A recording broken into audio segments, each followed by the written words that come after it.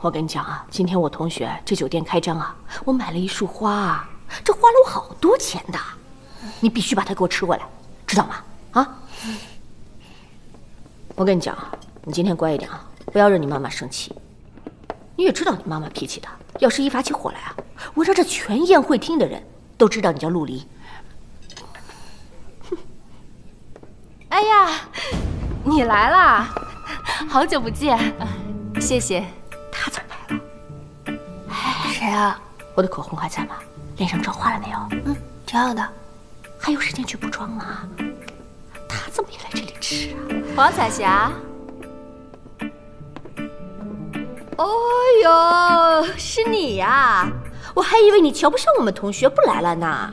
哎呀，没想到你跟高中一样，还是那么快言快语呀。你不也没怎么变吗？哼，说话还那么慢。哼，我都快打瞌睡了。是不是吃多了想睡呀？哦，那还没吃饱呢。妈。妈。儿子，你怎么来了？我爸让我来接你。妈，我妆是不是化了呀？我有没有时间去补个妆？彩霞，哎，这是我儿子，这是我高中的同桌，叫黄阿姨。黄阿姨好。你好，你好。哎，我也介绍一下吧，这是我女儿。哎，快起来个打招呼啊！你们好，我先去补个妆啊。哎，这上哪儿去啊？